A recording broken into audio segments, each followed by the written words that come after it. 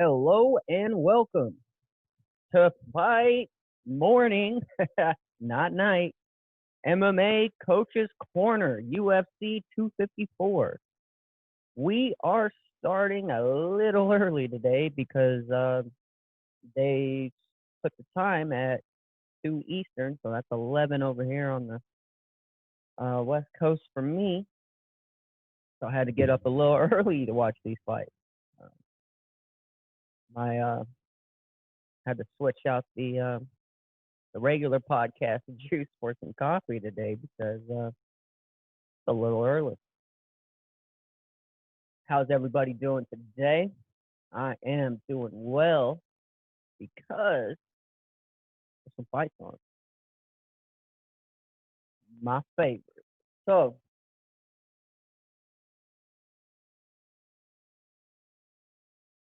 So it looks like we have the rematch. To the rematch. Up first, we have Ion Kutabala versus Magomed Ankalaev. So this here should be an exciting fight. First fight. Kutabala was getting tagged up, but couldn't figure out how to not trick the ref to pretend that he was rocked.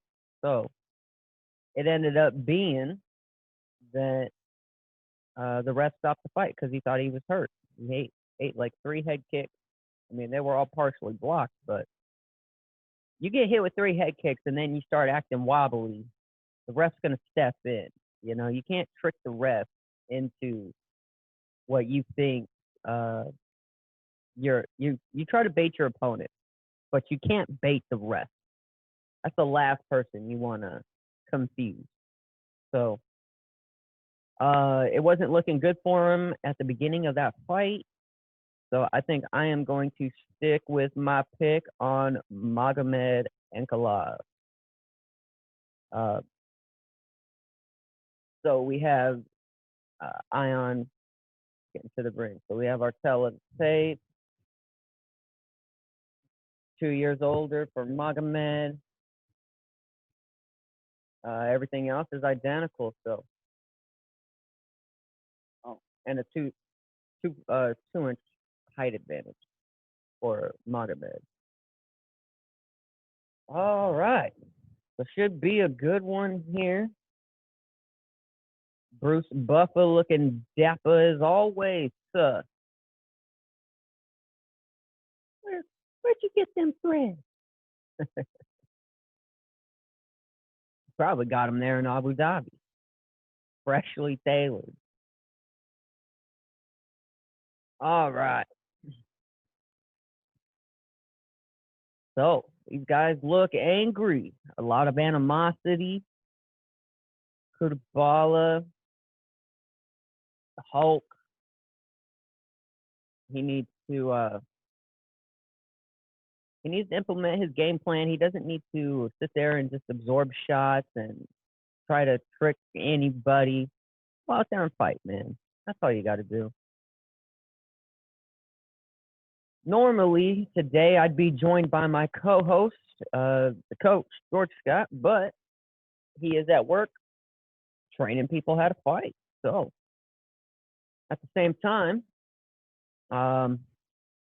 shame we don't get him today, but hey, life's just a bunch of work with what you got. So, looks like we're getting ready here for round 1.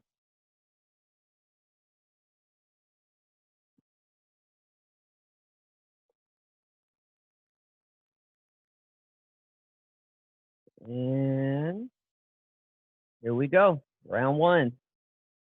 No touch of the gloves. Magomed in the black trunks. Kutabala in the yellow. Both men take center, throwing each other out. Good low kick there by Kutabala. Good front kick. Beautiful low kick there by Magomed. Timed it beautifully. Waited till all that weight was planted before he threw it. Whenever your foot's planted, you're taking that full force of that kick on your leg. So that's why whenever you check a kick, they tell you to lift your foot just barely off the ground. It's because you don't have all of that weight pinning you down, and you're able to, in turns, roll with the punches, but it's more roll with the kick. So not too much going on. Both men feeling each other out.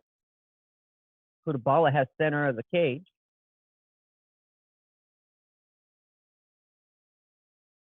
Both men. Oh, and a good right hand there by Magomed. Magomed, the southpaw. Yep, so southpaw versus orthodox. So that means expect a lot of straight punches. Because whenever you circle, your straight punch comes faster and longer than your jab. So instead of snapping your jab out there, you snap that straight. Good little flurry. So far, not much. Anybody's round. Maybe Kudabala slight edge here, just based on volume.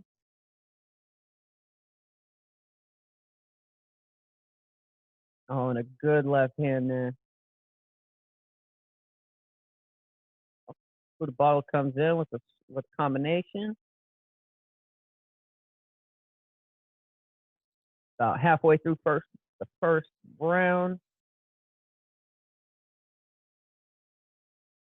Both men just toe to toe there. And a good left and a right hand by both fighters.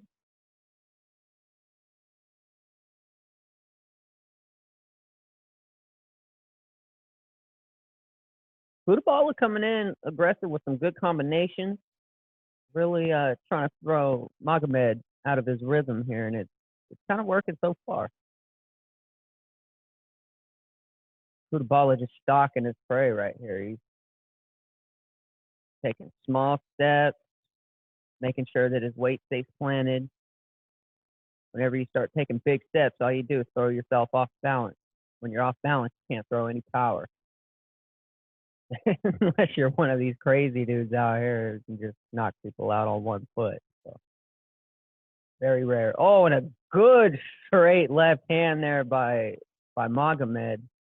Caught him right on the forehead. And another one. Now Magomed's starting to lead with that straight.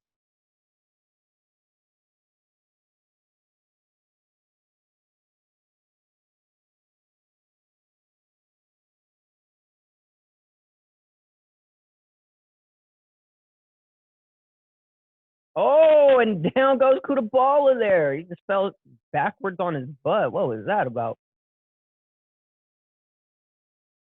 He looks fine, though. May have been a slip.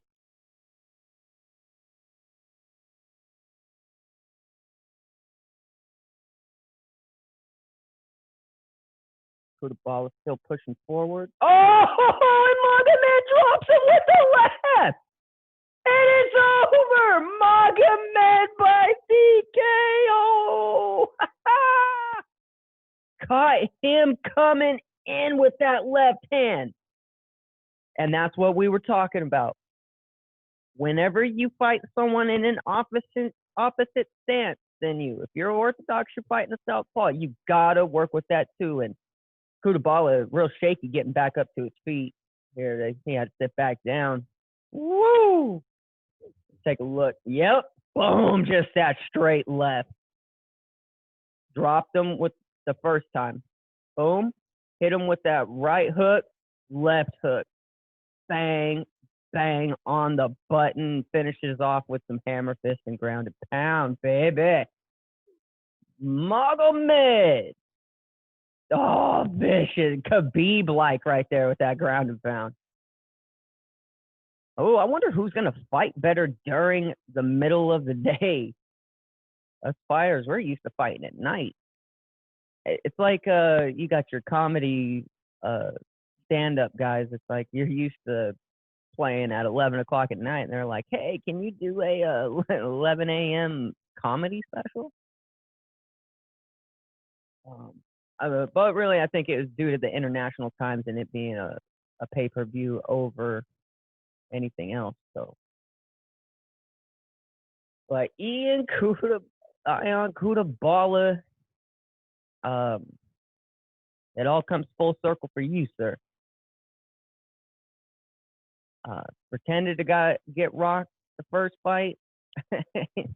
Definitely got rocked this fight. So that straight left is just power, power, power. You gotta love it. Yeah, and you could tell at the weigh-in too. Kutabala didn't when they went to go do the stare down, the face off, he just turned to the camera like this. Didn't even acknowledge Ankle. So it seemed like he didn't even want to be there. But definitely Ankle put it on him, baby. All right. Starting out 1 for 1 on our picks here. Need to write this down here. Yeah, so Fight Island, baby. That's all I got to say about that. Oh, just that right, left hook. Right here, boom, right hook, left hook on the button. Hurts him. Hammer fist, finish him off. Impressive win there by Magomed. First fight we have Magomed. KO. And first. Awesome. Yeah.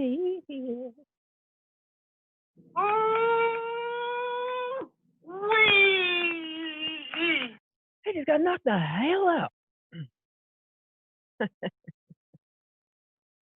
Oh, impressive. And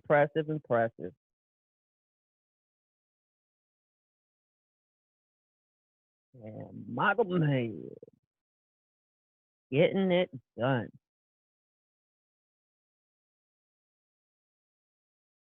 And a great start here to the UFC 254 main card with a finish.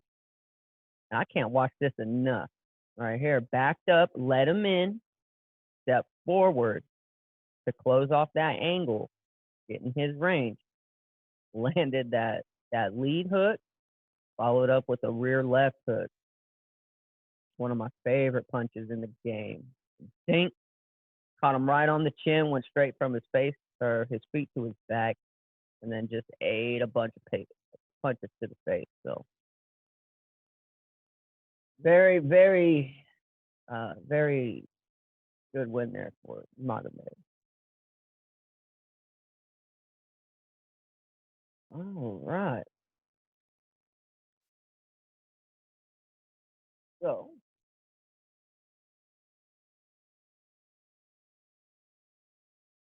up next,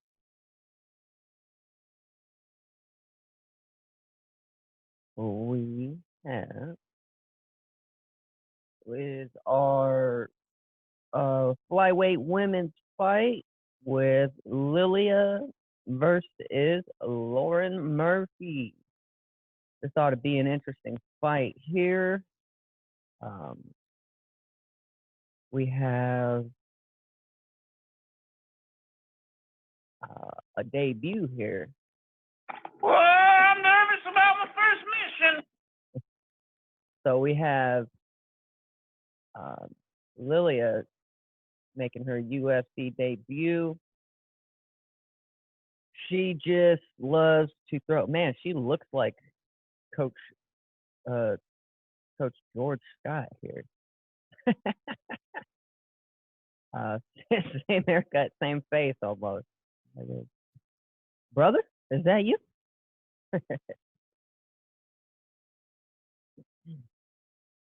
All right, so looking at the previews here, good hands there by Lauren. Savvy seasoned vet. She looks like she's in here for some bad intentions today. But her opponent's no slouch either. Just because they're on a debut does not mean that they cannot come out there and whoop some ass.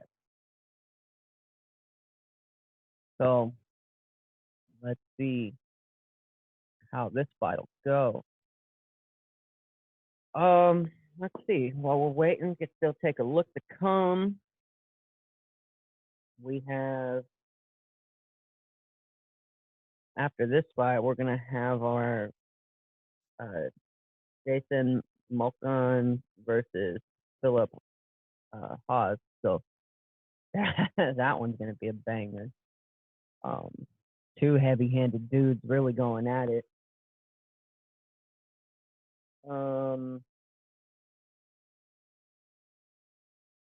Thing I do like about Jason is he does utilize kicks more than Philip. Philip's more of a pure boxer.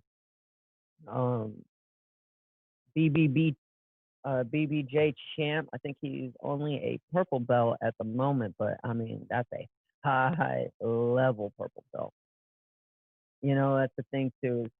Just because you're good doesn't mean that's how you get your belt. You know, there's a process, there's a system, there's a hierarchy that you have to follow. And you know, if you stick to it and you be true and take those 2 years seriously between each of your testing, then by the time that you test, you're gonna be just fine. But you don't want to hit a wall at any point. The point is to grow gradually. It's not to know it all in one day and be done. It's impossible. You can't do it. There's way too much. There's too many moves. There's too many movements. There's too many escapes, reversals, controlling positions from the top and the bottom, side mount, S mount. I mean, you have everything. So you can't learn it all. All you can do is try to learn as much as you can and have as many tools in your tool belt so that whenever the day comes, you can just reach them. And here comes Lauren with some swagger. She looks like she's ready to scrap. Calm, collected, and she found that bitch in the parking lot. So I believe Coach picked Lauren to win this fight. I'm gonna go with the rookie, not really a rookie, but UFC debuter. So let's see how this is gonna shake out. Lauren dapping up before she hits that cage door. That was always the part about my fight, is that I didn't like that whole, oh hey, let me hug you out and do all this and all. It's like, dude, I'm in fight mode. Don't touch me right now, because the next time someone touches me, I'm breaking that arm. Kick me, I'm gonna break your leg. You step into my two, I'm gonna Magomed you. But so let's see what happens here. And get some more of this muddy water in the cafe au lait, home brew coffee, domestically brewed coffee. No, Scott household.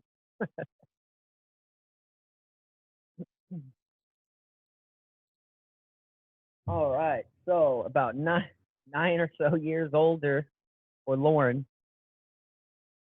So let's see if that age and that experience really plays a factor into this fight.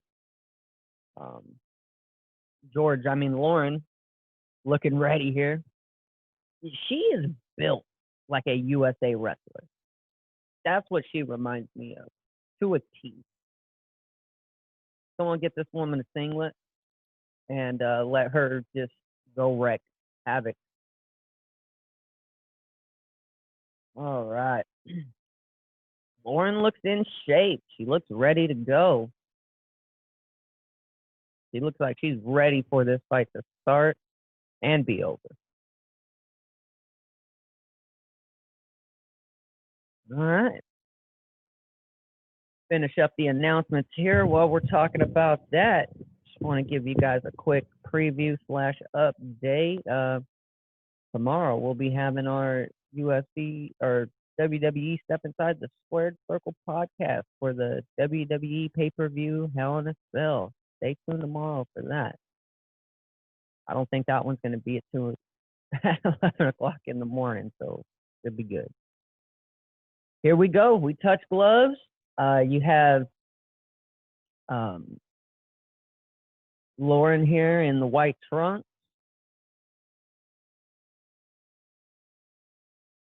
So Lilia in the white Under Armour rash guard.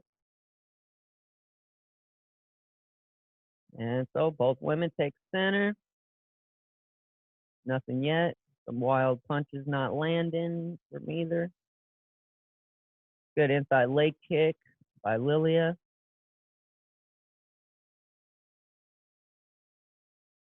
Some good movement there by Lilia. She doesn't stay still. As you can tell, Lauren's a little more planted because she's trying to throw with power. And a good body kick there by Lilia. This reminds me a bit of a Taekwondo-like stance. And, oh, don't duck your head like that. Lilia, when she threw that punch, she ducked her head down and came under. This isn't boxing. You knee or a kick straight to the face. So you lean into it. And there you go. Lauren tries to throw a head kick because she thought she was going to do the same thing. So misses, though. So we have orthodox versus orthodox. So we're going back to the jab. Really want to point that lead foot to where you want to go. Good little combination, spinning back fist, blocked by Lilia.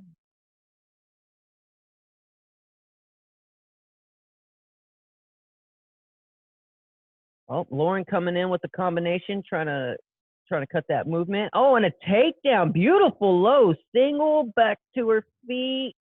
Lilia, oh, she was deep in and had that takedown and then let her stand right back up.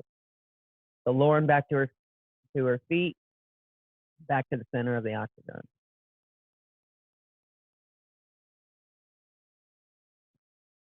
A lot of good movement there by Lilia. Some of it, I believe she might be wasting,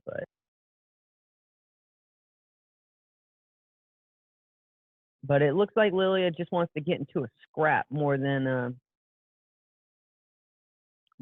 technical fight, which Lauren is staying patient, staying composed, and she's not rushing in or anything.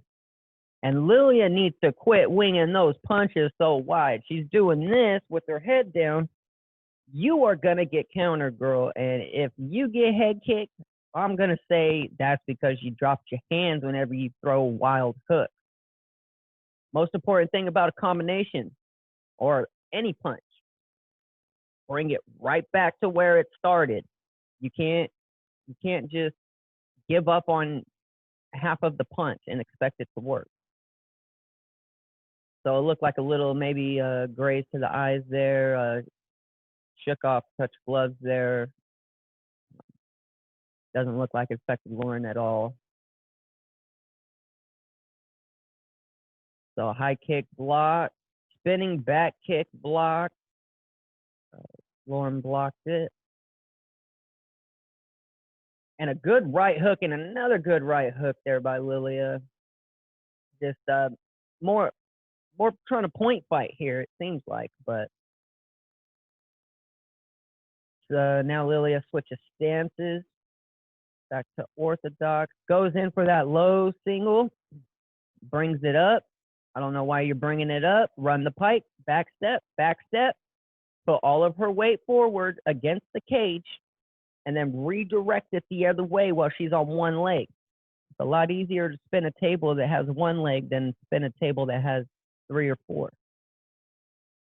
So bring all of that weight back on that leg, but she let it go.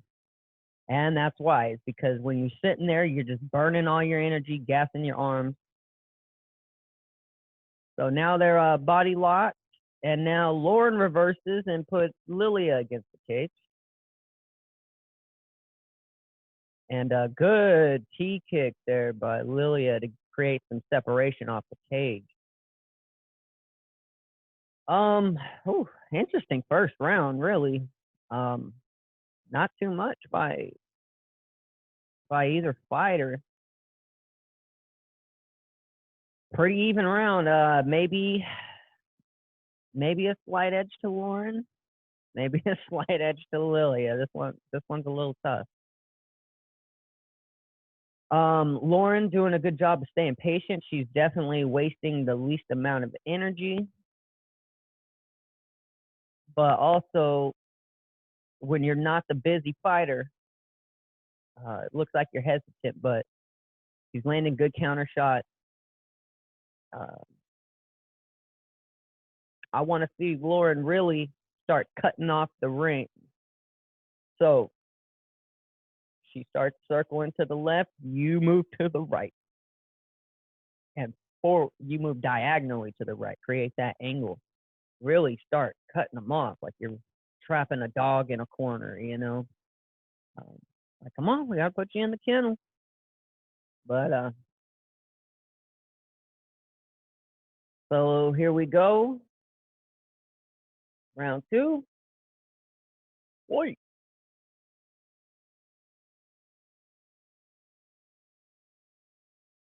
All right, Lauren again with the octagon control. I think that was the main thing. Actually, depends how they score those takedowns, because she was down and right back up. Head kick there, blocked.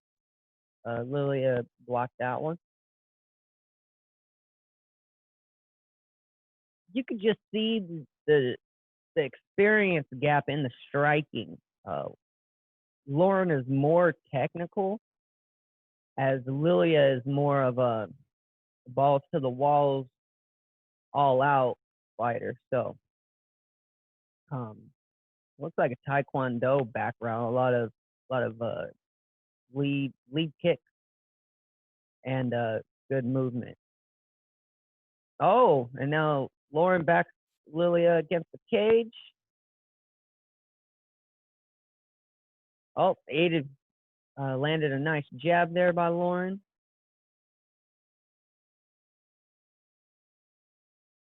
Oh, a good right hand and a good counter. Some knees there to the body of Lilia. Lauren looking like she's trying to turn it up this round.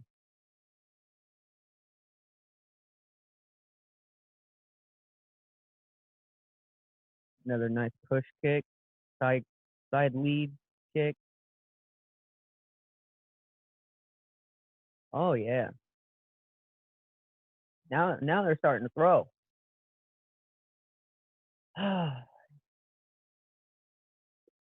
We're going by point. I'd have to say maybe Lilia got that first round because she threw some more kicks, got the takedown attempt. She lost octagon control, but maybe. See, Lauren's doing a real good job of making Lilia faint. So every time Lauren throws a feint, you have Lilia reacting to the feint. Now you need to use that feint to set up your other punch. So if you want to land that big right hook, throw a jab out there. Let them start thinking about something else.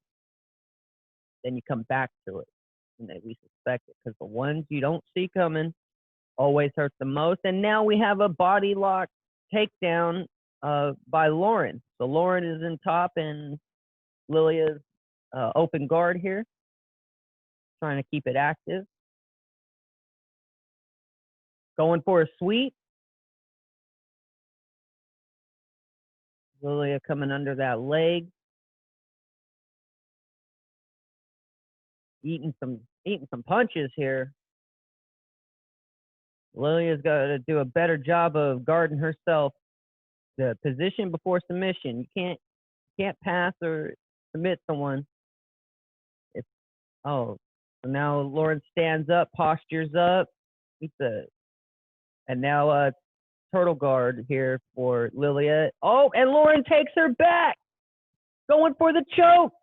Is it tight? Is it under the chin? That looks tight. And it's over. Lauren, winner by rear naked choke in the second round. Caught her. Caught the rookie.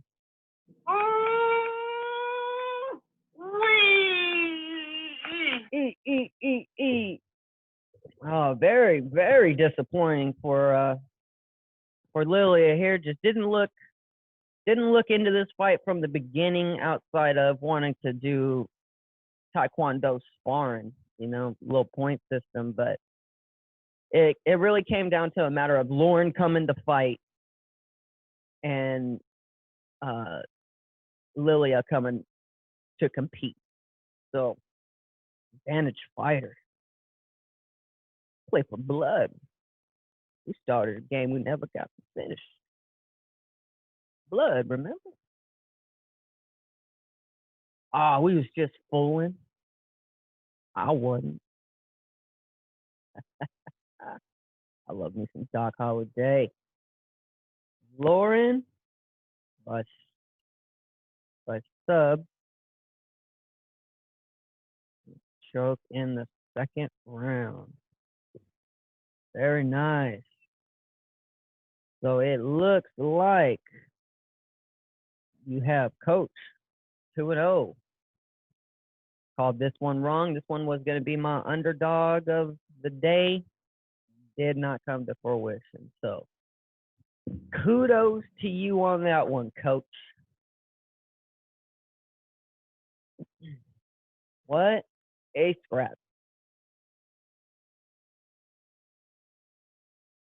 Now,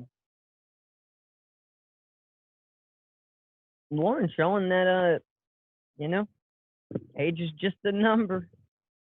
I guess nowadays you can't be an athlete in your prime until you're 30, at least 30, 35, right? Because all of these fighters and everything are last until 50 years old now. Oh, how can you get your brain rattled that long? Like, ooh.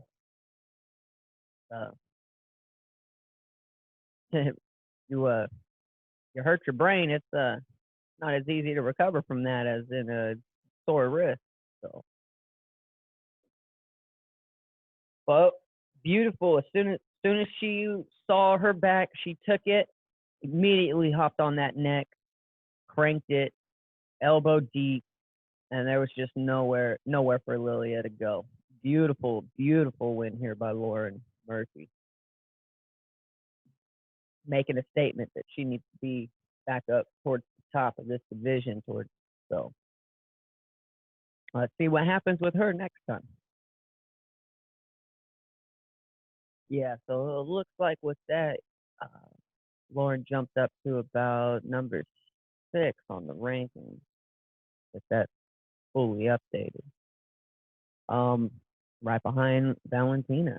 So not bad company to be next to, but definitely bad company to be in the ring with. So unless you're Amanda Nunes.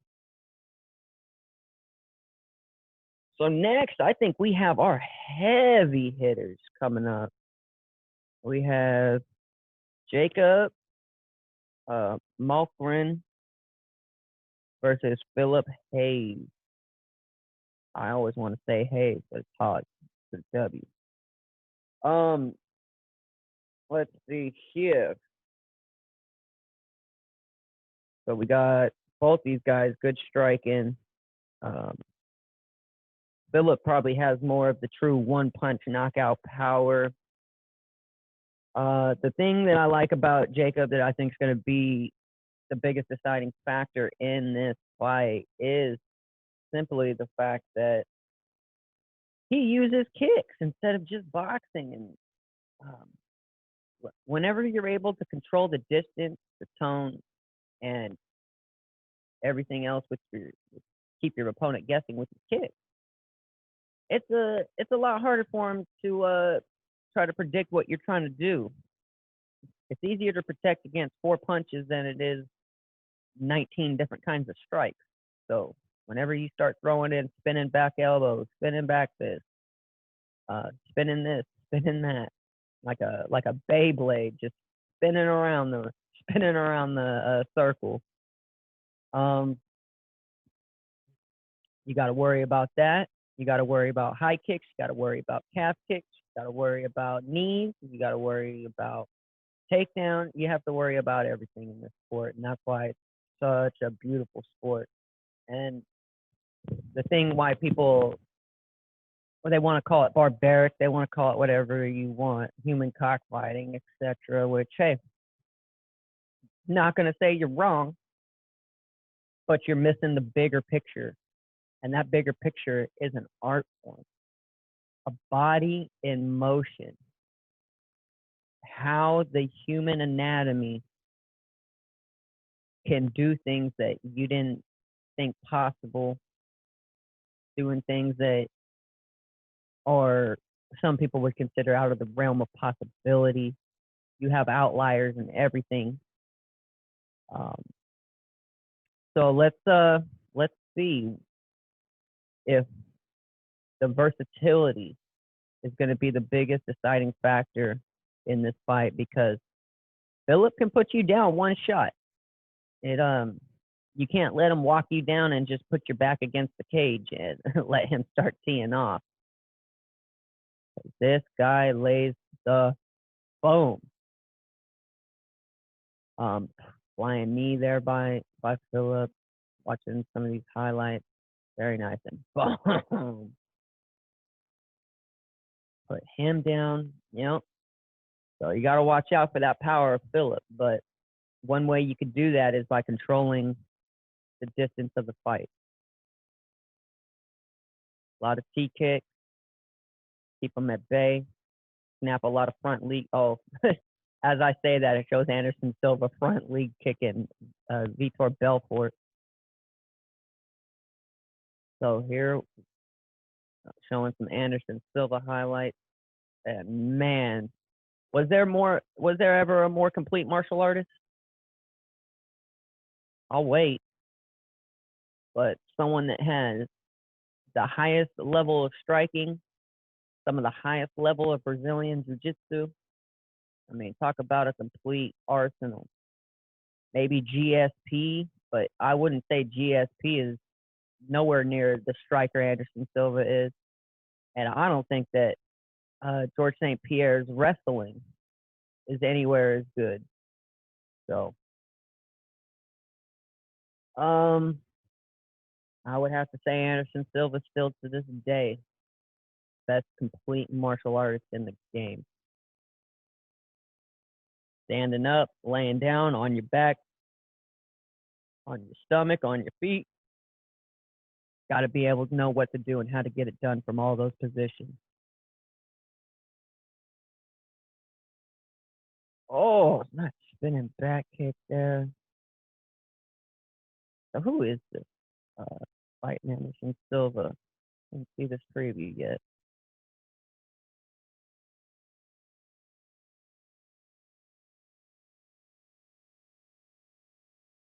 I don't think it's been filming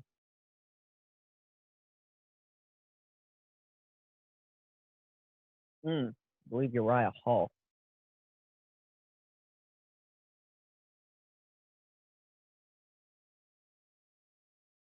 While we're here, we might as well take a quick gander. Waiting on this next fight. So, hope everyone's doing well this early Saturday morning.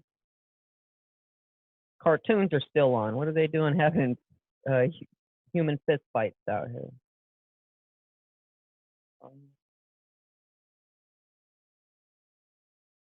Okay.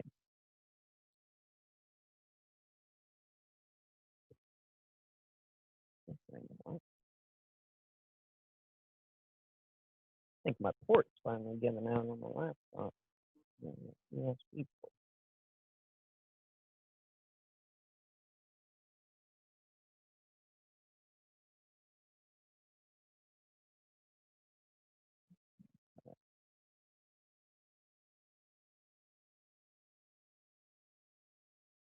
Okay.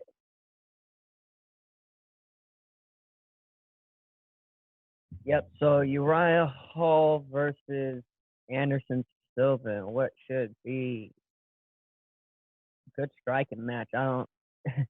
Anderson Silva just can't get caught by that power, but I mean, Anderson Silva striking is just too much on another level, and he's the perfect example of what I mean. Use the kick to your advantage. You need to be able to switch it up. You need to be able to keep your opponent guessing. If he knows you're only going to throw a jab, straight, hook combination the whole time, he's going to wait for you to throw that hook. And then whenever you're out of position, bang, lights out.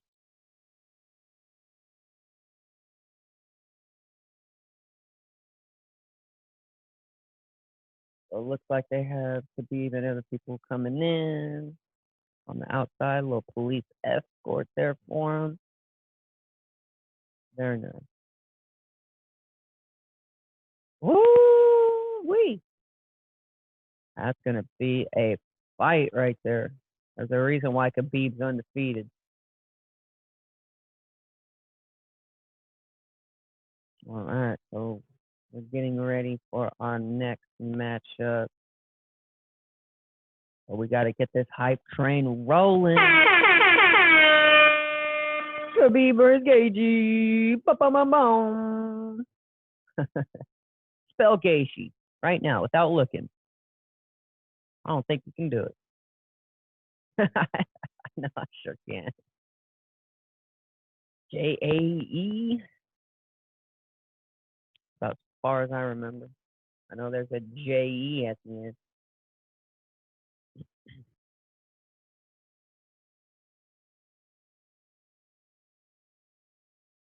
Yep, so some knockout power here by Philip. Getting to some of these highlights. A lot of power in this fight. So, we both have Jason Malcorn to win this fight.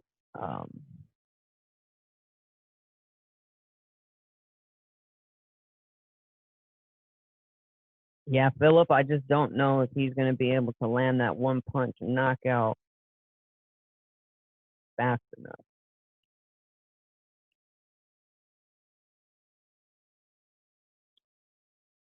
All right, so to recap so far, we have Magomed by knockout slash TKO in the first, and then you have Lauren Murphy winning by rear naked choke in the second round. So far, 2 finishes for 2 fights on the main card. On a 6-fight main card, what you want. Some finishes. Finishes.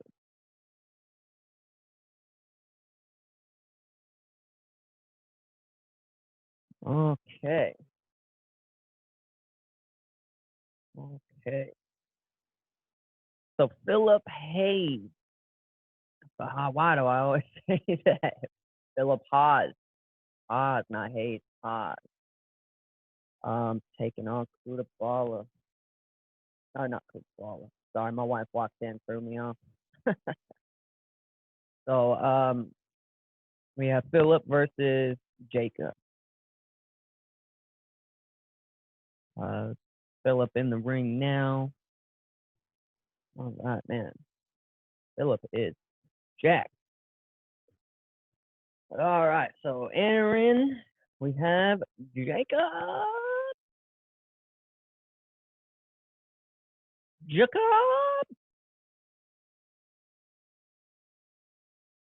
Show yourself. Looks like you got the height and the reach advantage for Phillip here. So Jacob's really going to have to use those kicks to get inside rather than stay outside. And it's a completely different strategy.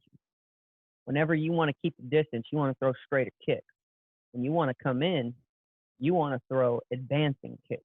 So kicks that are going to boost you forward rather than keep you stationary like a push kick. Whenever you do a push kick, you're not taking a step forward. You throw something like a switch kick. Now you're able to step closer, readjust, and throw. Okay. So the Australian night down under.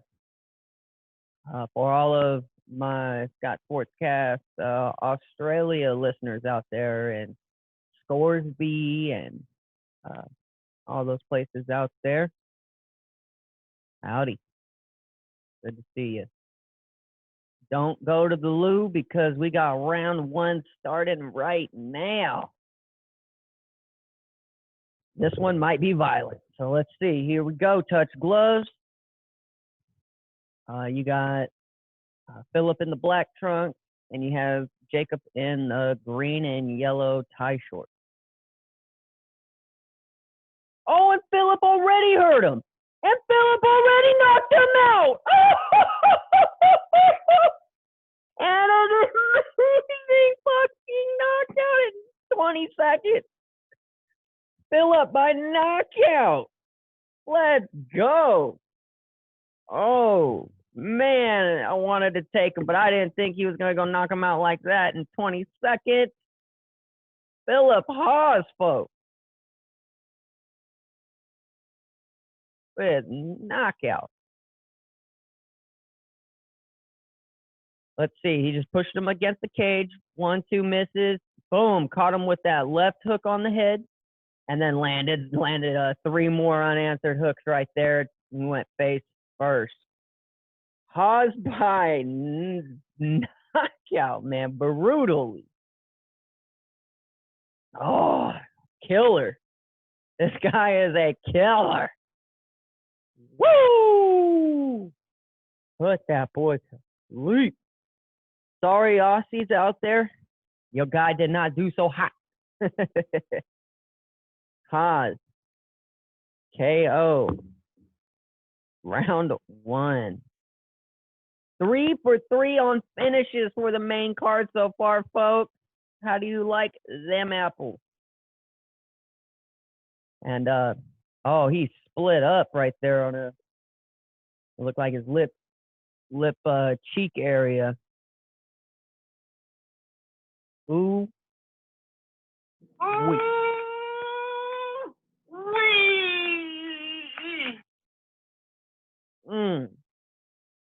Yo, dumbass, asses. Really picked Jacob on this one, huh? So, so we got Phillip moving on with the W. Tremendous fashion. You know what that means, folks. That means we're starting to wind down. And if I'm not mistaken, that means our next fight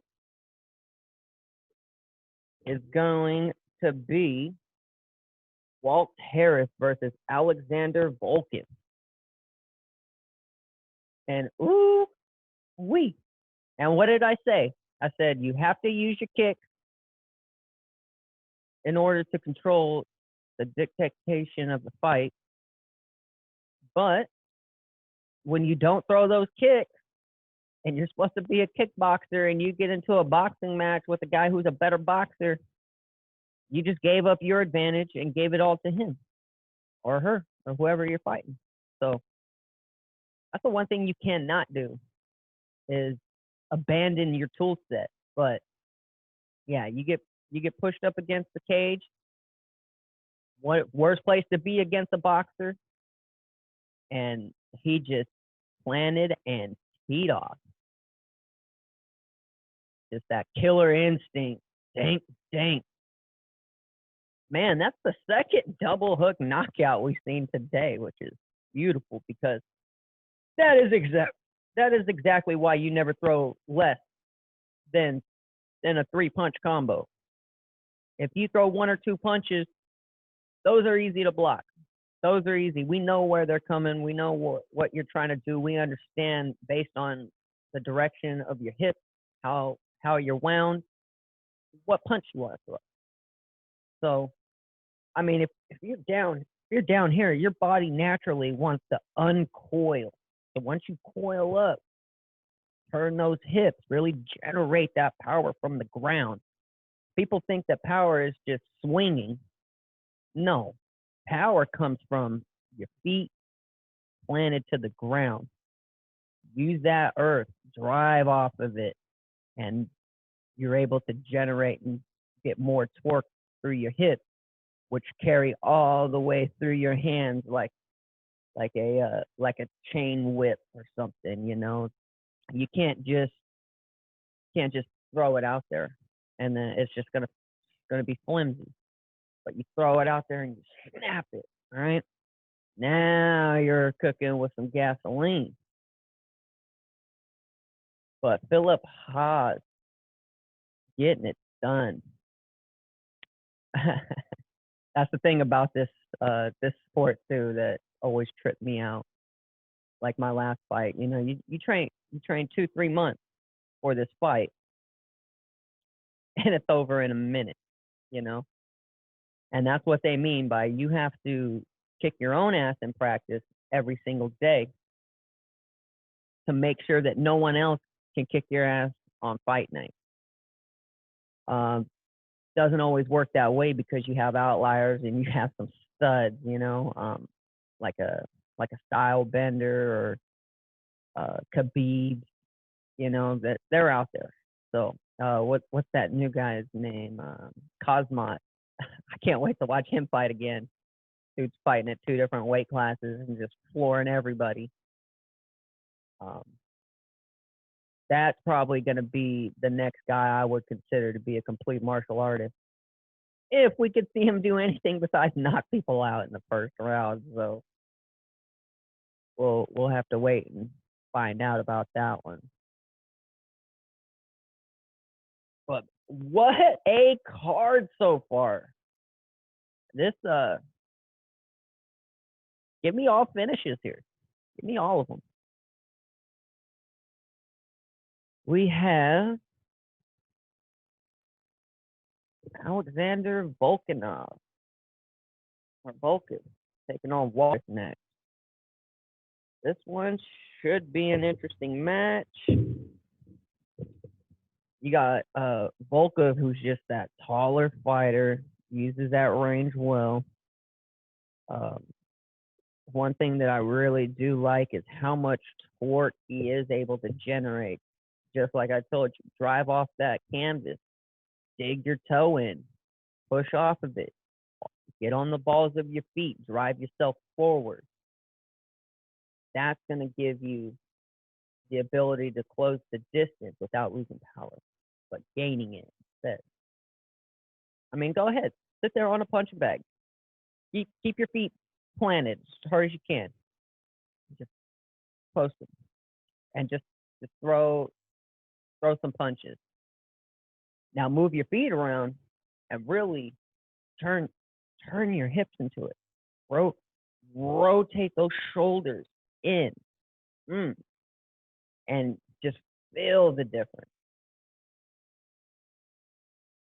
So, Figueroa champ taking on Perez. Well, it looks like it'll be a good fight. I think I still got to go with Figueroa defending his belt on that one. Is this finally Valentina? Yep, Valentina. Got a fight finally versus Maya. So I think the champions are going to retain those titles there. Oh, it looks like Anderson Silva's on that card too. Yeah, so should be a good one. That's the next pay-per-view.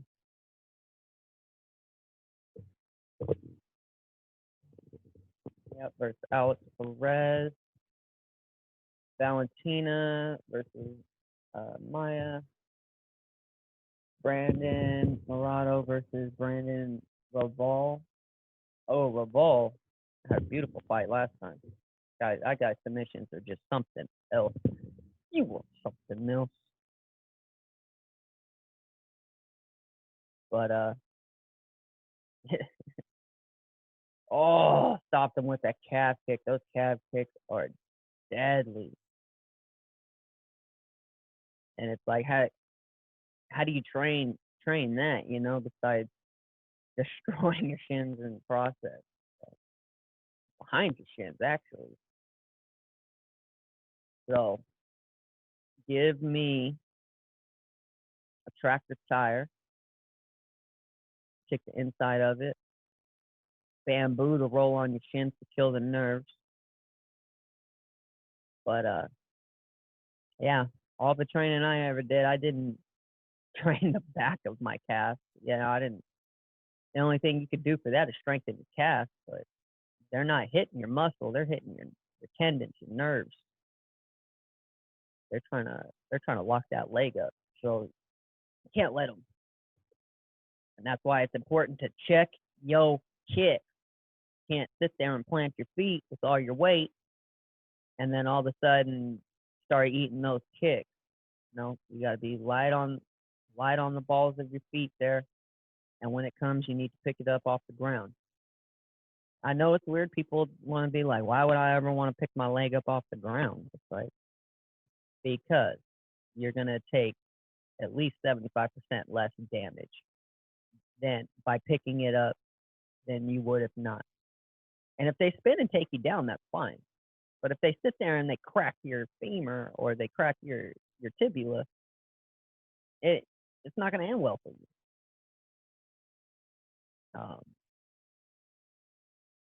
So yeah, you've got to make sure that you're paying attention to where they're trying to strike and where the trends lead, because remember back then the trend was head flying knees and head kicks. Now it's been boxing recently, so some good hook knockouts. People going for the calf kicks now. A lot of people were going for the grind them out on the cage. So we'll have to see. So Michael Chandler coming over from Bellator here, joining the cast. Be interesting to see who he fights his first fight. And because of the fact that we have so many so many finishes so far on this card, they trying to fill a lot of time here. Michael Chandler, 155. I wonder who he should fight first. I mean, you can't just throw him into a title fight. He's got to win at least one or two. Do you throw him a Guppy at first? Or do you give him someone a little more seasoned to prove his worth? Then you can consider giving him a title shot. But at the moment, I'm just not too sure who he should fight. If it's at 55, then get someone maybe like an El Kakuli. But I don't know if Chandler's earned the right to fight him at the second. Maybe next fight. I would say give him. Man, I don't even know who you give him first, but his second fight you could give him Edgar, or yeah, I'd give him Edgar his second fight. depending how he does in that fight, then it'd be about considering Michael Chandler for a title shot. But I like this guy. He's entertaining. He's a tough dude. So let's see how it translates, because how many times has a Bellator champion come over and got smashed? Especially from other organizations. Ben Askren. Just saying. All right. So, waiting on Volkov and Wall. If we could ever get these announcers to stop talking a little bit, we can get back on to action.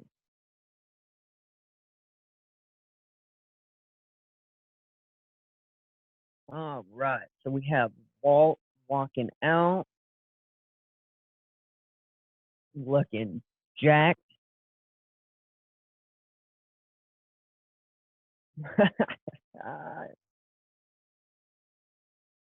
All these people came in chiseled today.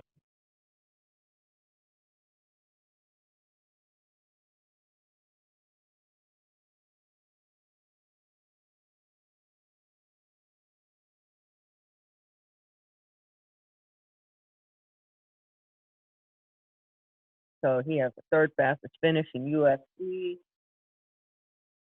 100% finish rate, 13 knockouts. So this ought to be interesting. We took Volkov in this one. Don't sleep on either guy. This one for me is probably the toss-up. Both these guys have power. Again, it's going to come down to the boxing of Walt versus the versatility striking of Alexander. Speaking of, here he comes, Alexander Volkov.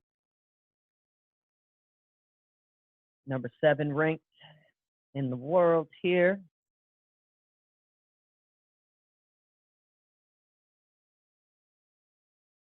So the Russian.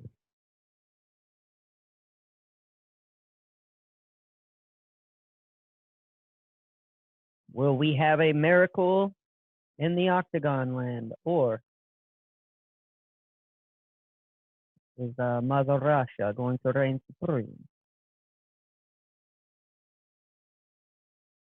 We will find out soon. No?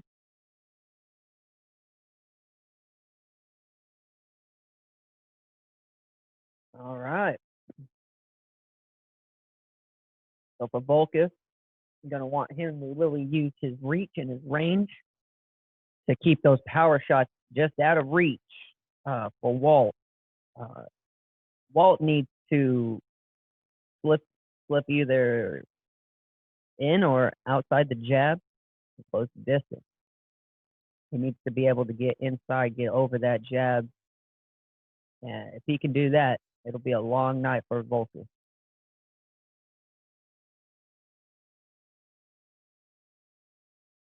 These dudes are bigger than the cage. That means there's going to be some power thrown today.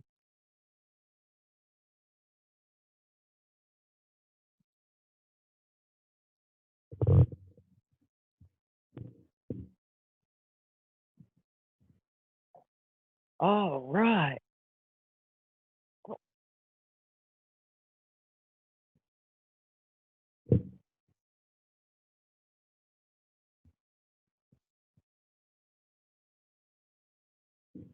Yeah, it looks like just that 3-inch reach advantage is the only difference in the tail of the tape here for advantage Volkov. Other than that, everything's identical. So.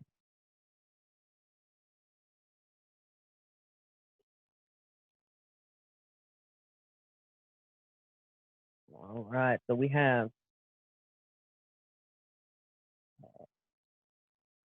Walt here in the blue trunk, Volkov in the white.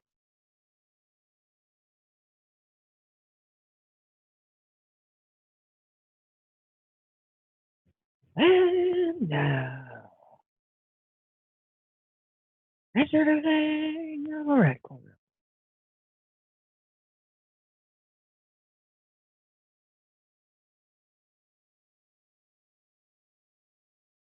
Yep, so give me Volkanovs in this one. I am not sure this fight will go to decision.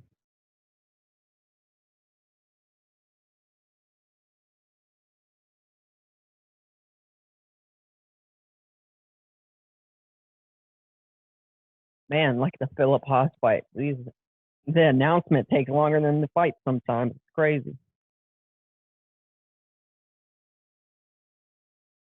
All right. S.S.C is the referee. Ring girl throws out some hearts and some kisses. And we are touching gloves. Here we go. Round one.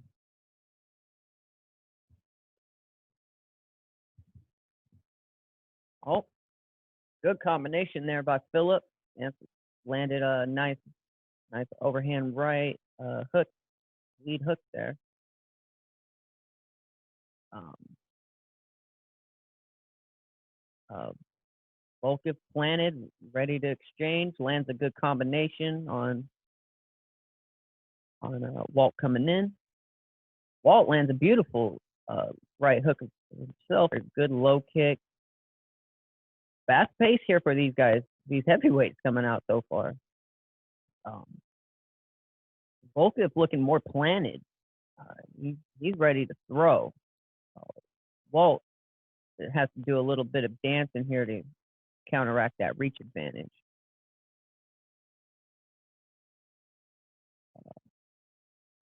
Both men center the cage. Good combination there by Alexander.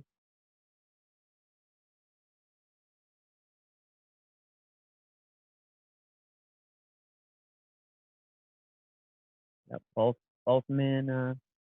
Good inside leg kick there by Walt.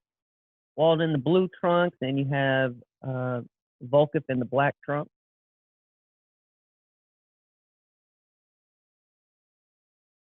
So there's a beautiful push kick. Caught him, Walt coming in, knocked him off balance there, and that's what you need to do.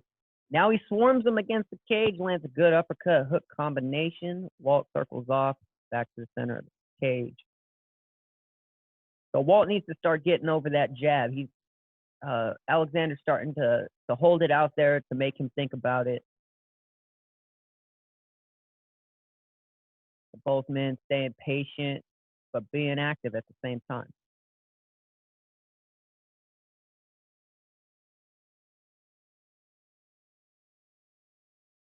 Good low kick there. Oh, great body shot there by Volkov, and a good answer with the left hand there by Walt, the southpaw. Oh, comes in with combination, misses, and then gets countered and answered by Volkov. Good technical striking fight so far. Now you have Volkov backing him down. Oh, it lands a beautiful hook. Gets countered, answered, made him slow down there by Walt. So both men. Oh, good combination ending with an uppercut there for Volkov. See, so Volkov's starting to throw more volume in his strikes, and they're really starting to land. Good uppercut off the cage, some hooks there by Walt circling off. Walt's doing a very good job of not keeping his back against the cage there and letting Volkov use that length and reach to tee off. As I say that, he uses that long leg to push kick him back towards the cage. Good calf kick, low inside there by Volkov. Volkov really starting to mix up the striking now, and that's the main difference here. Is Walt is sticking with the boxing, but he's getting countered. He's having a hard time with that reach, and anybody would. Oh, Walt tries to throw a high kick. Just looked like a cheerleader there, hitting nothing but air. We got a minute left in the round.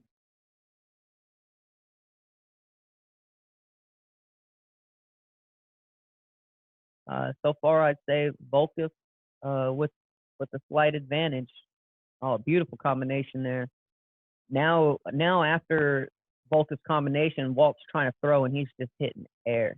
And that's only going to gash you out. Oh, and he hurt him right there. He hurt him. Is he going to finish this fight? He has time. Got 30 seconds. Pick your shot. Oh, and Walt recovers and lands a couple bombs of his own. Woo! Walt, great chin, great stamina there. Really showing that endurance of his camp. So we got 15 seconds. Walt ducking his head. Every time Volkov throws, he's covering up and ducking his head. And that's the last thing you want to do is put your head down in an MMA fight. I don't know how many times I have to harp on that. As soon as you put your head down, those kicks and those knees are coming straight up at your face. And guess what? A knee or even an elbow can fit right through your guard. Fit right through your guard and split it. So even just because you do this doesn't mean that you're not going to take some damage.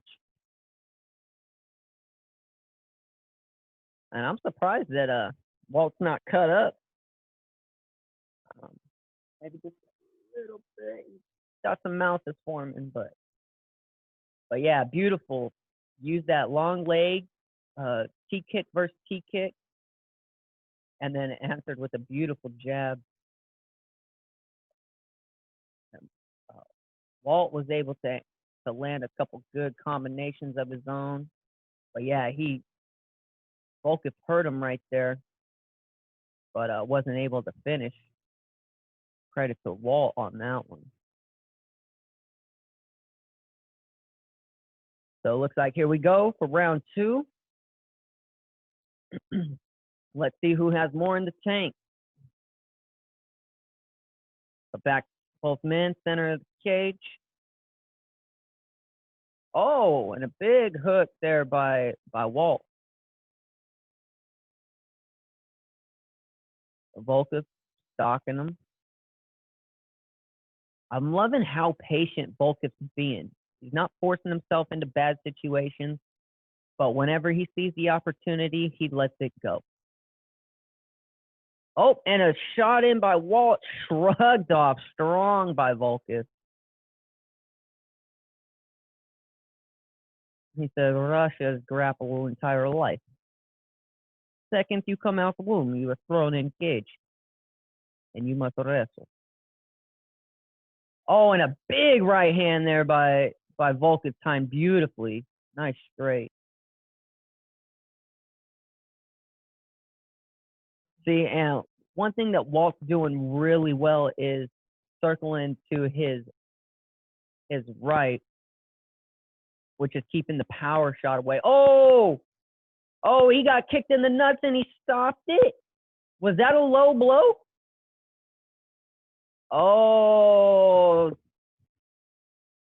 Oh man, I don't know if that was low or not, but the ref didn't call it, and he got swarmed. Oh, what happened there? What happened there? It looks like winner by TKO. The man, the myth, the legend, Alexander Volkov. Let's take a look here through that. Oh, no, that was just a belly shot. That hit him right in the diaphragm.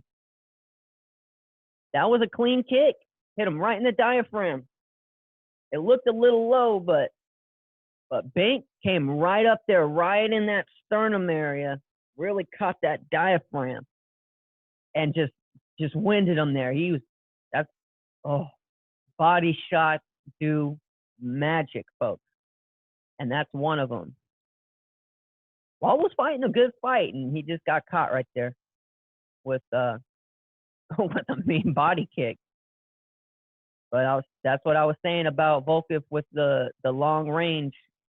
Use those kicks to keep it bay, because whenever they try to step in, it's going to hurt a lot more, and it did.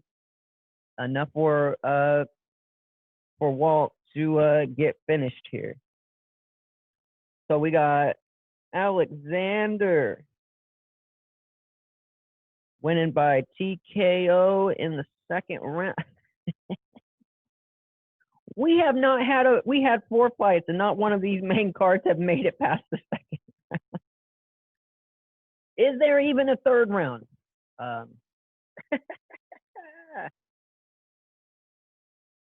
Beautiful, beautiful push kick to the body, right to the diaphragm. Really ends this fight.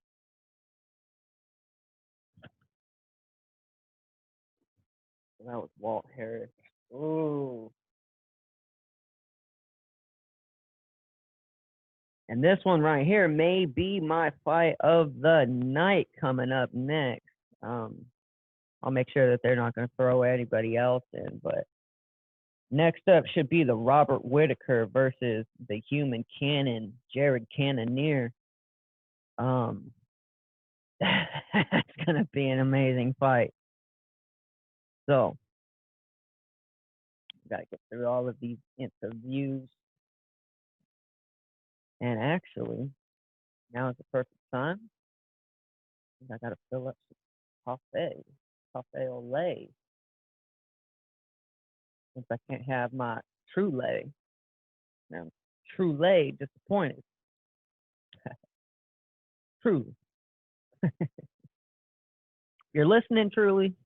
Send me an email, thescottsportscast@gmail.com. Get some affiliate marketing in. Sometimes you just got to put it in the universe. Anybody out there from truly listening, hey, let's make it mutually beneficial. But Volkov getting it done tonight. All right, let's see what we got up next. All right, so it looks like we have our co-main event coming up next. Robert Whitaker versus Jared, the Human Cannon, Cannonier. What should be my prediction of fight of the night? I got Robert Whitaker winning this fight. I really like his boxing, his timing. Probably some of the best timing in the game. This guy can knock you out backing up or moving forward. Do not let him catch you sleeping, because you will be sleeping.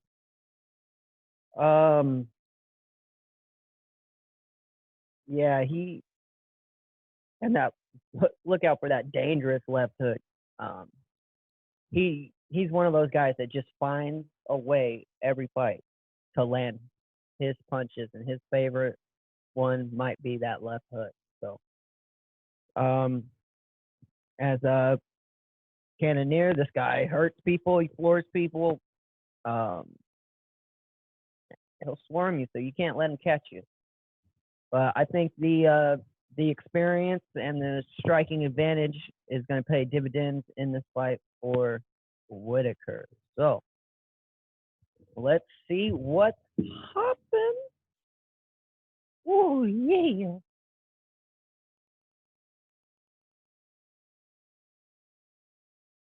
Okay.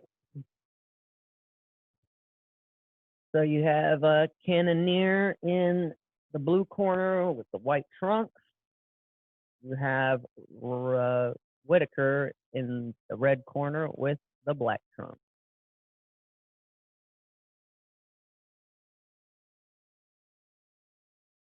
Man, I got some coffee.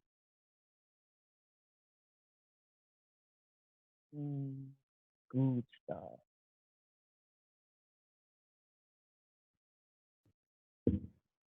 Okay.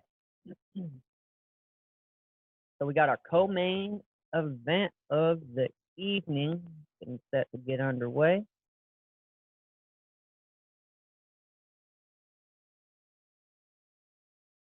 All right. Ring girl makes her round, a heart and a kiss, and now these guys are gonna punch each other in the face. They high five, and let's get it going. Good, good low kick there by Cannoneer. Both men filling each other out. Whitaker, the only thing I do not like about Whitaker is how low he keeps his hands all the time. But it doesn't seem to matter because his hand speed seems to be enough to counteract it. It's almost like a modified Philly Shell slash BJ Penn hybrid kind of fighting style stance for Whitaker. Good inside leg kick answered by a better leg kick that dropped Whitaker. Swept his leg out, and then Cannoneer fell. Threw a high kick, missed, and fell. So good high kick attempt there by Whitaker, block. Whitaker orthodox versus orthodox. I like that nice high guard there by Cannoneer. Oh, good body kick there by Whitaker. Partially blocked. Good jab, stepped into that one. Real extended. Head kick misses by Whitaker. Good inside leg kick by Whitaker. Good answer on the outside. And another kick to the outside. And another kick to the outside by Cannoneer. There you go. Really start chopping that leg and start limiting that movement. And a good body shot coming in by Cannoneer. So far about what you thought. Both men staying patient but aggressive. Another good leg kick there by Jared. And a big head kick misses there by Whitaker. Stepped in with the jab and really put that one on his nose, backed him up by Whitaker. And now Whitaker keeps going to that head kick at the end of his combinations. I like it. You don't know which one's going to land. So good jab there by Whitaker. 2 minutes halfway through the round. So anybody's round here. No one has a clear advantage. Maybe just Cannoneer by a few kicks. But that could change easy. Nice kick by Cannoneer to the inside, answered by Whitaker with a double jab.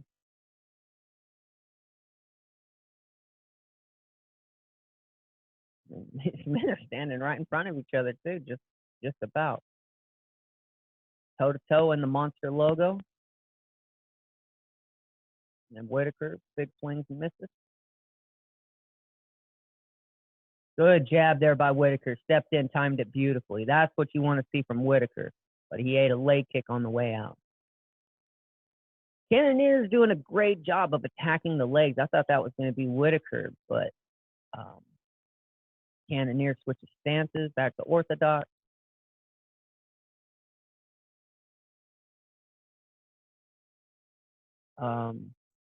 All right, this is the moment. Who wants this round?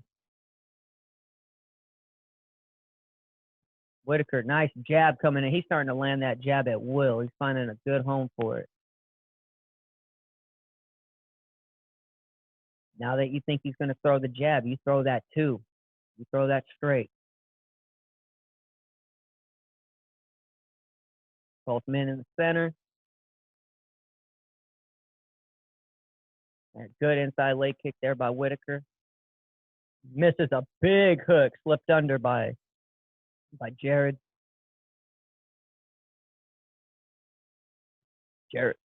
Jared's looking crisp though. He especially when he's mixing up his kicks. Now that he's kind of just going back to the straight hand, you see the level in his game change. Whitaker's starting to pick him apart with those jabs. So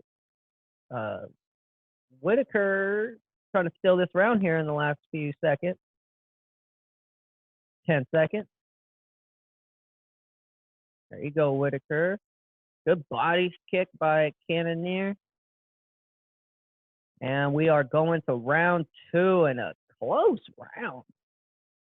How much tough to score? Cannonier landed more kicks, but Whitaker started picking it up more towards the end and started picking him apart a little bit, landing that jab at will. I'm going to have to give the slight advantage to Whitaker solely based on how he finished the round. But man, that one's a toss-up. Oh, beautiful. Dropped him with that leg kick.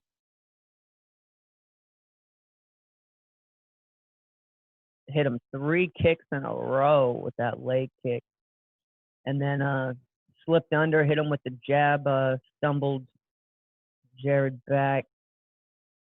I don't know. It might actually go to the Cannonier, actually. I think he just did more in the first half than Whitaker did in the second half to solidify it. So round 2, here we go. Right back to the center. Nice double jab there by Whitaker.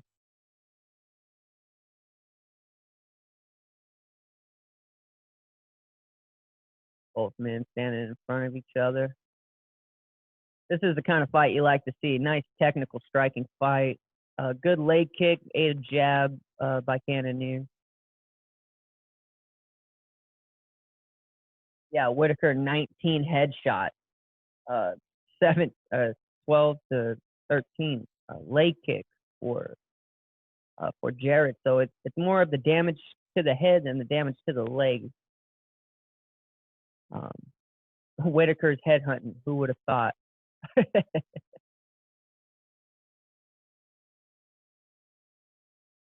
Very nice. I really like Whitaker's timing.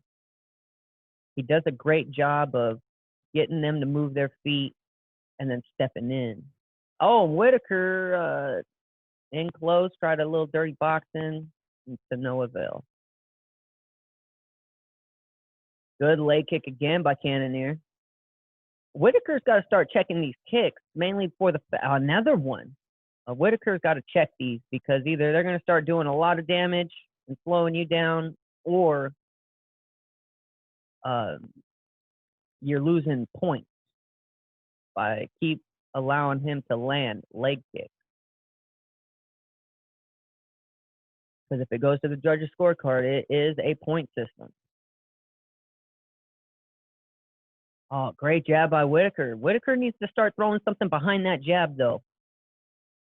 Yeah, there you go. Jab 1-2, and pushed him back all the way to the fence. So, and a good 1-2 answer there by Cannonier. Great fight so far. Both these men really looking sharp. The body T kick there by Whitaker, followed by a nice jab. Light leg kick answered by Cannonier. Cannonier throwing some heavy hands there to no avail. Good inside leg kick. Cannonier. Another jab. Whitaker's just landing that jab at will, but he needs to find a way to set up something behind it. Yep, another leg kick and another jab. He seems to be this round. Leg kick versus the jab.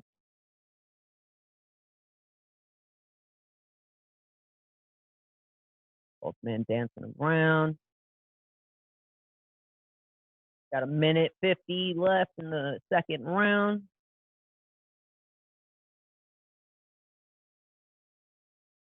Whitaker, another jab. He is landing that thing at will. But that's all he's throwing is the jab. Can you throw something behind it, please? Like he's standing in line, paid for his items, but then he's standing around waiting on a receipt. can't sit there and wait on the receipt. You got to go.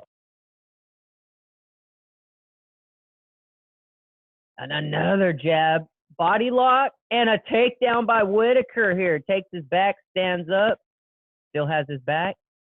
And out is Jared. Beautiful, beautiful exit.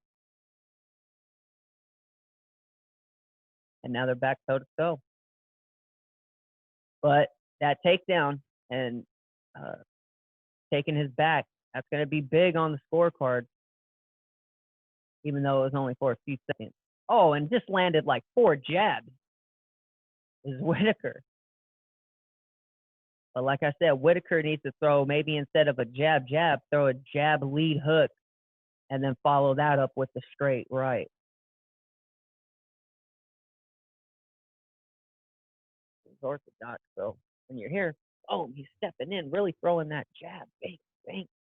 But you need to come here, bam, bring it back, different angle.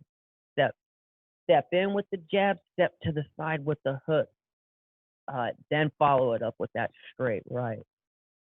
But all right, end of the second round. I would say that's a better round for Whitaker. Very possibly one apiece, the way I have it. Could be 2-0 Whitaker. Could be 1-1. I'm going to go with 1-1. That's right. Get that ice on your chest. No, I'm not talking about 2 chains. I'm talking about that ice pack. Your body, whenever you're inside there, you're so overheated, you're so drenched, you're so everything that when they put a bag of ice on your chest or on the back of your head and your neck, you can't even feel it. It feels hot. So that just goes to show you, you know, how much these guys are exerting themselves.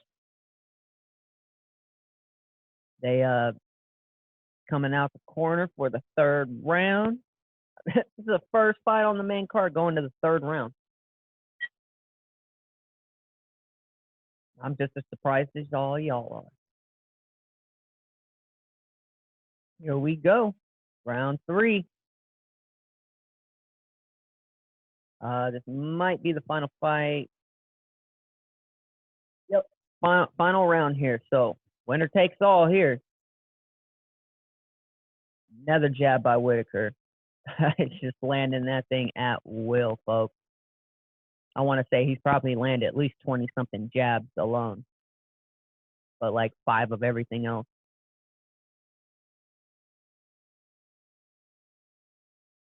All right. Both men center the cage, and another jab by Whitaker. He is picking them apart with it, but he's not following up. He could win this fight easy if he followed those up. Boom, there you go. There's a 1-2 head kick, stumbled him. He's hurt. He's hurt. Whitaker, go for the finish. He fell, ground and pound. Elbow by Whitaker. Can't let him tie you up, Whitaker. You got to separate. Oh, and now he's able to pull guard. Cannonier was in deep trouble, and he dropped him, fell, got swarmed on, and then was able to pull him into his guard. But Whitaker just passes to half guard. Now he's trying to work for full mount. He needs to take that right leg, and he needs to start putting that knee on the inside thigh and start sliding it across up towards the belly, hip area. Oh, don't ever reach back whenever you're grappling, Cannonier. You almost gave up your back in an arm triangle.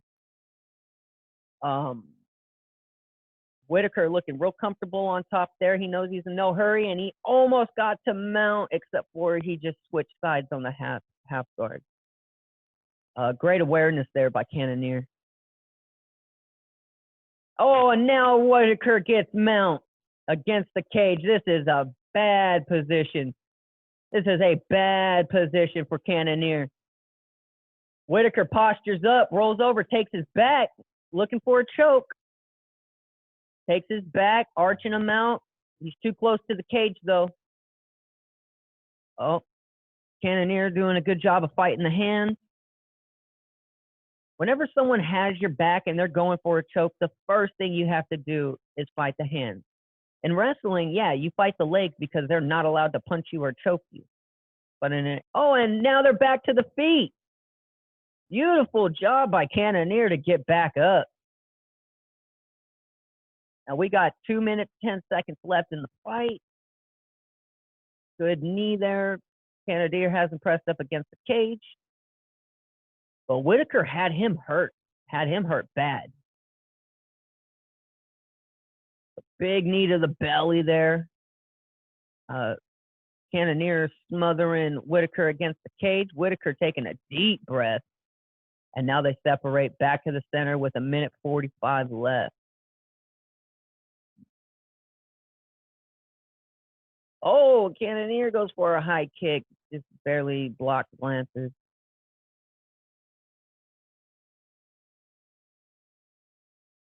Right. Whitaker got some blood on him, but I don't think it's his.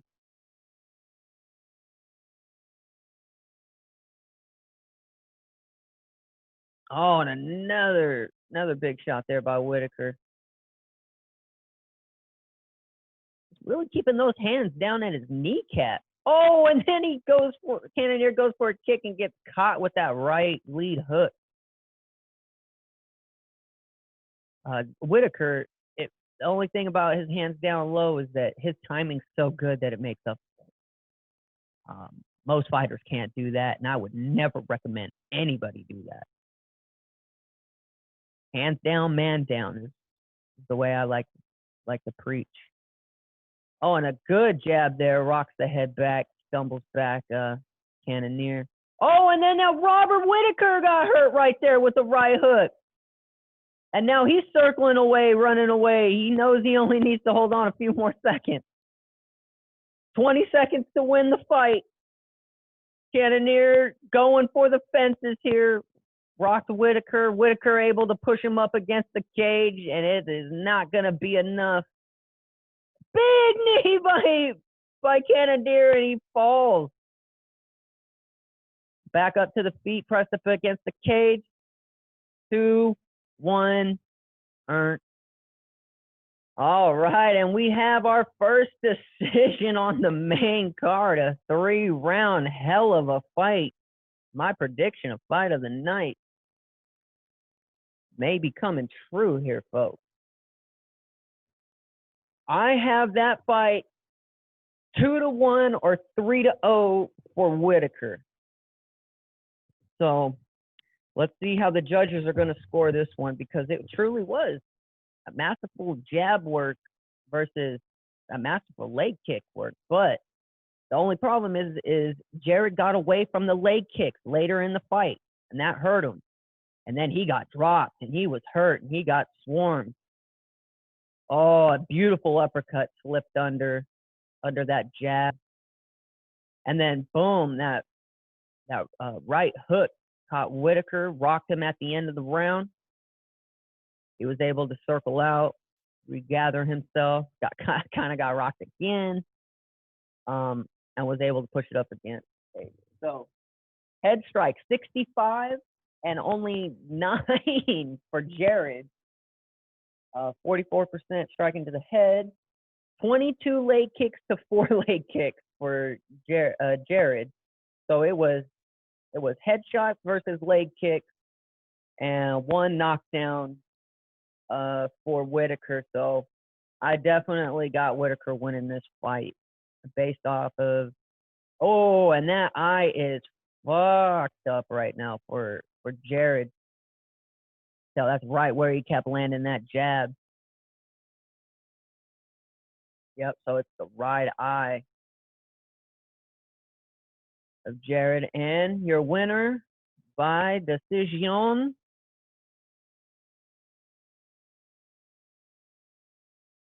It might even be a split. Robert Whitaker got the decision in a hell of a fight. And some good respect shown. I mean, after you go to war with someone like that, how can you not shake their hand?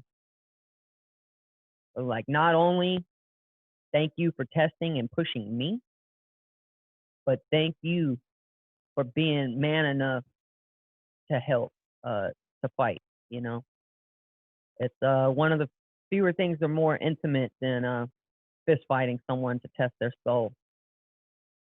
And both these men wouldn't break. Both these men wouldn't quit. Both men hurt each other, but it really came down to, what was it, 9 headshots and 22 leg kicks compared to Whitaker's uh, bigger difference when it came to head strikes with 65 and only like 4 or 5 leg kicks. So did a lot more damage that way. So Robert Whitaker getting it done by decision. I think that put me and Coach back tied, maybe. No. He had 2. I had 2. We both missed that Harris fight. 18-second knockout. That's the way we said if he was going to win, he was going to have to go out there and do that. So that's what he did. So that means up next, Koopy versus Gagey. And man, have we waited so long for that.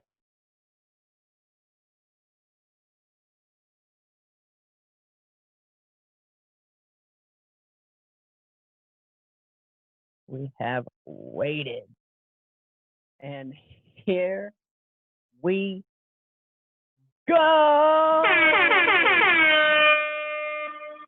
We have the main event of the evening. Introducing first, fighting out of Russia, the champion, Khabib Nurmagomedov,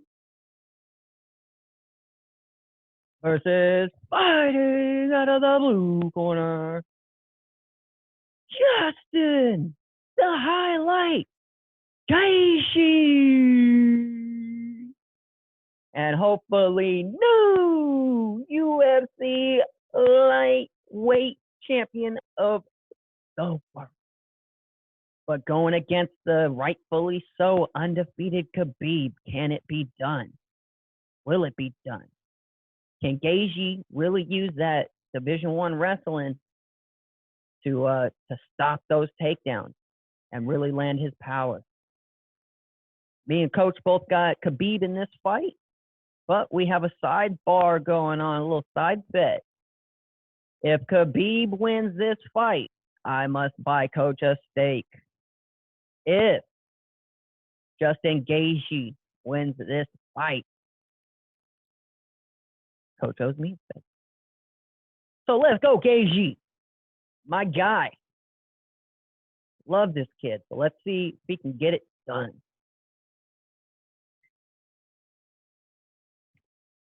And it is by far his toughest test to date.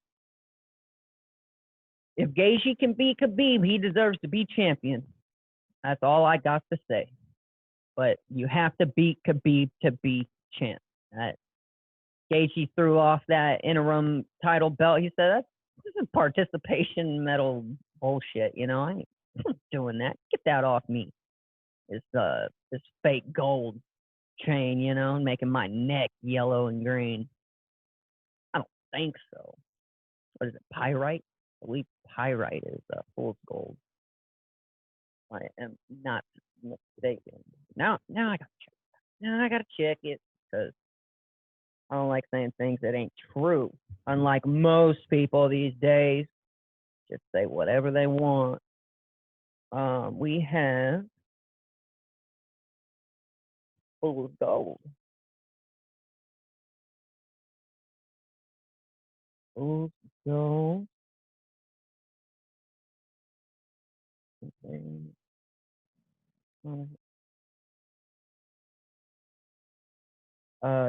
That's amazing. Fool's gold element. Fool's gold is technically known as pyrite. Yep. All right. Good on you, mate. Good on you. Justin, highlight Gaethje. Let's get it. Come on. Yes. Woo. Only thing that can make this better right now is having Coach and Jeremy in the building, but both of them, due to the time change, were not able to make it. And that's more disappointing than if I would have picked every wrong fighter. So here we go.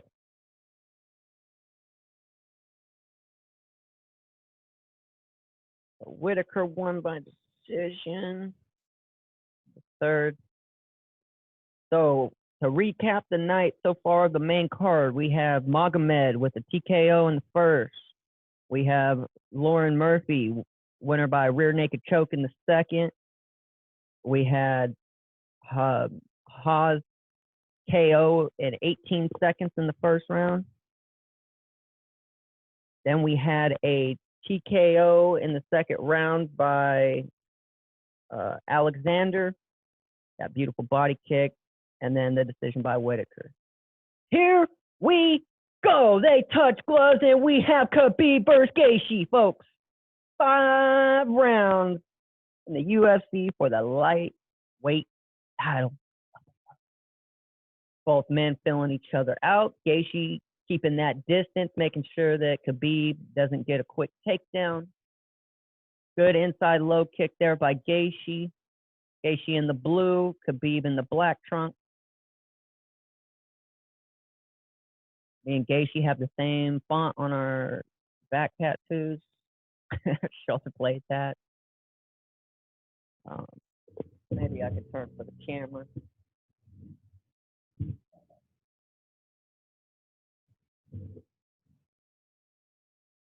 So, yep. So here we go. Both men filling each other out. Gaethje feints the leg kick. Pretty much just that leg kick landed by Gaethje is all we have so far. Both men really respecting each other, not trying to make a mistake early here. Khabib coming off the loss of his father. Oh, beautiful inside leg kick, low to the calf by Gaethje. And Gaethje with the right hand lands on the temple of Khabib. But don't get too wild with Khabib. This guy still got power. He will floor you in a heartbeat. Gaethje doing a great job staying on the outside, not letting Khabib come in, try to clinch or anything. But Gaethje is going to have to start picking some better angles here. Oh, Khabib rushes in, overhand right misses. Back to the center. Good jab there by Khabib. Gaethje, beautiful low kick again. Landing that thing at will. And an inside leg kick there and a beautiful sprawl there. And a great takedown defense here by Gaethje. That's what I'm talking about. That's what you need to beat Khabib is takedown defense. Gaethje has it. Khabib landed a couple pepper shots. Gaethje swing and a miss. Ate a big jab there. Khabib starting to find a home for that left jab. Gaethje, a beautiful leg kick. Gaethje is destroying that leg. And you could tell it's aching him a little bit already. So he needs to keep on the assault. Make sure that leg. Both men kind of just swinging and missing. Oh, and Khabib chases down, tries a knee block. And a beautiful leg kick again by Gaethje. He is tearing that leg up. In a 25-minute fight, that could be a difference maker. Gaethje goes high this time, blocked by Khabib. Khabib answers with a right hand and a left, barely grazing. Another inside leg kick by Gaethje. He is tearing up that left lead leg of Khabib. Khabib trying to put some pressure on him against the cage, and Gaethje circles out, centers back. Gaethje, big swing and a miss, and a beautiful jab there by Gaethje. Push kick by Khabib. Oh, and a good right hand and a good jab there by Gaethje. Khabib with a low kick. Oh, a beautiful leg kick again by Gaethje. It's making Khabib mad. He's starting to get wild here, folks. He's winging punches. Khabib needs to not do that because that's where you get caught with Gaethje. Oh, man, another nasty leg kick by Gaethje. He is eating that leg up. And Khabib doing everything he can to stay closer, close that distance. Gaethje needs to back up. Circle off. There you go. And another beautiful jab by Gaethje. And a beautiful leg kick by Gaethje. And a sprawl. Oh, and takedown by Khabib. Butt down, back against the cage. Now Khabib, this is where Khabib works. This is where you have to work, Gaethje. You need to be able to not let him pass the mount. Gaethje got that leg hooked around Khabib. Khabib moving to mount. Khabib in mount. Trying to posture up, looking for an armbar.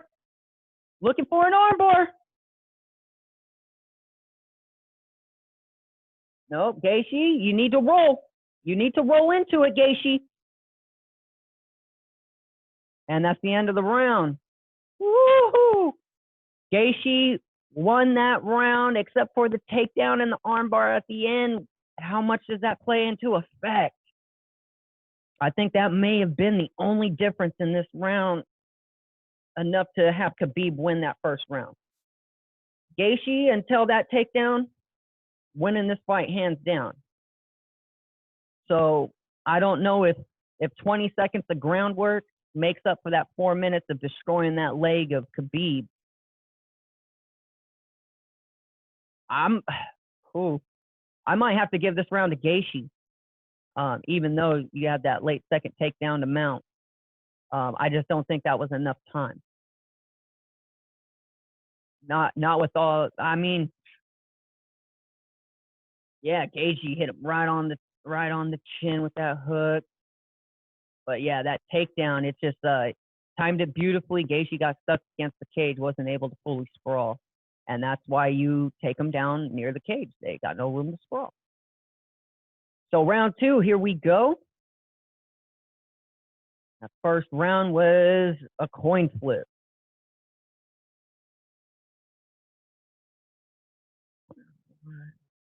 Okay. Yeah, those 10-2 leg kicks for Gaethje are huge right now because those were some nasty leg kicks. And Khabib with a nice leg kick throws a little combination. Gaethje backing down. Khabib throws a front kick, misses. Gaethje with a big left hand behind the ear there. And he shrugs Khabib to the side. Both men back to the center. Khabib lands a good jab. And another nasty leg kick by Gaethje. He is tearing up that lead leg of Khabib. And he needs to keep on it. You hit that leg until he can't stand on it no more. And a beautiful takedown by Khabib somehow takes Gaethje's back in the mount. Oh no, this is bad for Gaethje. There's plenty of time here. 3 minutes and 40 seconds. Khabib looking for a triangle here. Gaethje stacking them up, stuffing it. And Gaethje looks like he might be all right. And no, Gaethje went to sleep. Khabib winner by triangle choke. What a performance to get your ass kicked like that, take him down and choke him out. Now he's sobbing in the middle of the ring, happy because he did it for his dad. Mr. Nurmagomedov, your son is a complete animal. He is a beast. I don't see anyone touching him.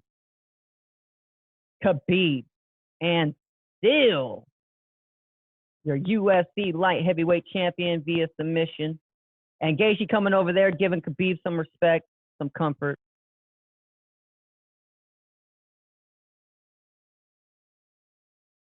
Very, very classy sportsmanship there by Gaethje.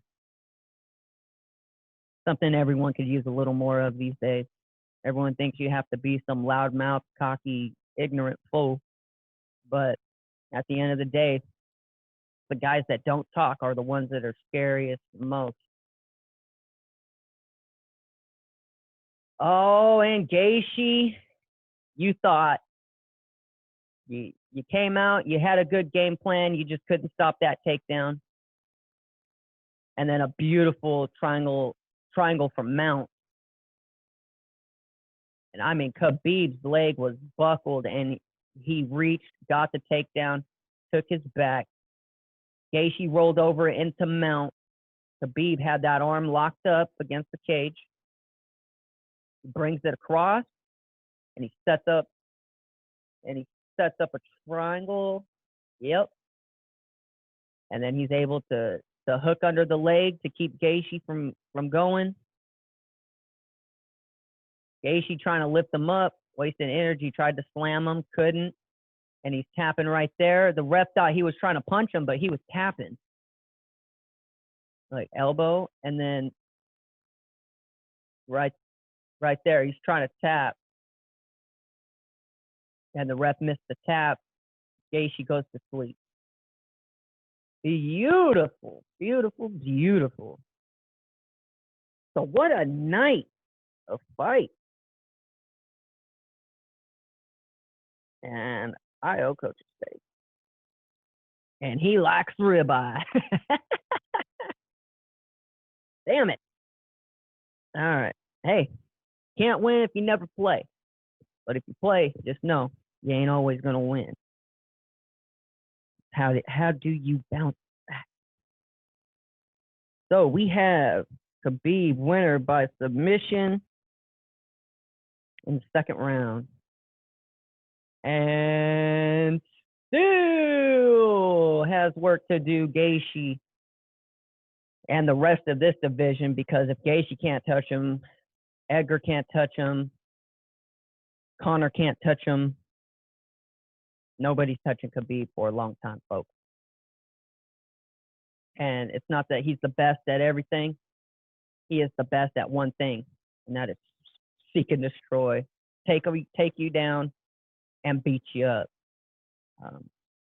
choke you out, submit you, knock you out, elbows, whatever it takes. Khabib gets it done. And moving and staying undefeated. Well, hell of an event. The 6-fight main card, only one of them went to decision, and that was the Whitaker fight, and that one almost got finished twice. Ending up here on Fight Island, beautiful, beautiful, beautiful. So Khabib, honoring his father, retaining his belt, keeping his undefeated streak intact, and another finish. Perfect night for Khabib, except for all those leg kicks he ate. He is going to be walking funny tomorrow. But other than that, folks, that was your UFC 254. Khabib versus Gaethje. Heck of a card.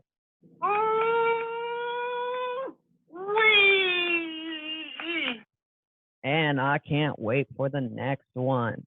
So we'll look it up. We'll see who the next event is. We'll have our picks, our predictions, and most likely a watch along for that one as well. So for everyone here, just me, with the MMA Coach's Corner, this is the fighter, and I'm the coach. And so we will catch you next time on the MMA Coach's Corner. Have yourselves a great rest of the fight day.